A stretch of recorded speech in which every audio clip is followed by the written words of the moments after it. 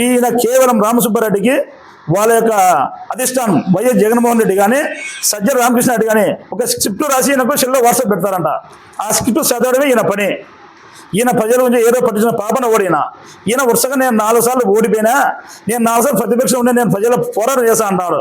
నువ్వు 2 సార్లు మంత్రి అయినావు, 2 సార్లు ఎమ్మెల్యే అయినావు, 2 సార్లు ఎమ్మెల్సీ నువ్వు ఉండవు.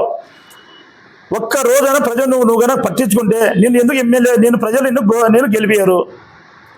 ఒక్కసారి ఒక ఊర్లో సర్పంచ్ గెలిస్తే 5 ఏళ్ల కాల పరిమితి ఉంటుంది. మళ్ళీ రెండోసారి సర్పంచ్ గెలవాలంటే ఎంతో కష్టంతో కూడుకున్న పని.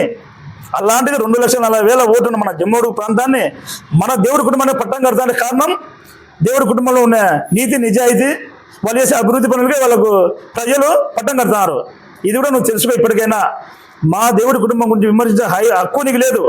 కనీసం నువ్వు ఇప్పటికైనా అభివృద్ధిలో భాగంగా నేను ప్రజలు అనుకుంటున్నారు ఈయన రామసుబ్బారెడ్డి గారు డొక్కు మాటలు మాట్లాడుతున్నారు, దీనికి వాల్యూ లేదు అంటారు. ఇప్పటికైనా మాతో డెవలప్మెంట్ సహకరించు. ఇక్కడ జరిగే సోలార్ ప్రాజెక్ట్ చూడండి, మంది రెండు ఇరిగేషన్ ప్రాజెక్ట్ మన దగ్గర ఉన్నాయి. 4 సిమెంట్ ఫ్యాక్టరీలు మన దగ్గర. అదేవిధంగా మళ్ళీ ఒక 4 సిమెంట్ ఫ్యాక్టరీ కొత్త రాబోతున్నాయి. ఆయన కొత్త సిమెంట్ వస్తాయని చెప్పుతానే కూడా ఒప్పుకోవడంలే. అంటే మనము ఈ మంచి చేసే అతను దాన్ని తప్పుదో పడిచే ప్రయత్నం చేస్తున్నారు. ఇప్పటికైనా మన జమ్మ ప్రజలు చాలా జాగ్రత్తగా ఉన్నారు. ఈయన రామసుబ్బారెడ్డి మాట్లాడే కల్లిబల్లి మాటలకు ఏ మాత్రం కూడా ఈ జనాలు నమ్మడం లేదు. మళ్ళీ రాబోయే ఎలక్షన్లో, లోకల్ బాడీ ఎలక్షన్లో కూడా మొత్తం అన్ని స్థానాలకు మనమే కైవసం చేసుకుంటాం. ఎంపీటీసీ కానీ, జెడ్పీటీసీ కానీ, సర్పంచ్ కానీ టోటల్గా మనం కైవసం చేసుకోబోతున్నాం.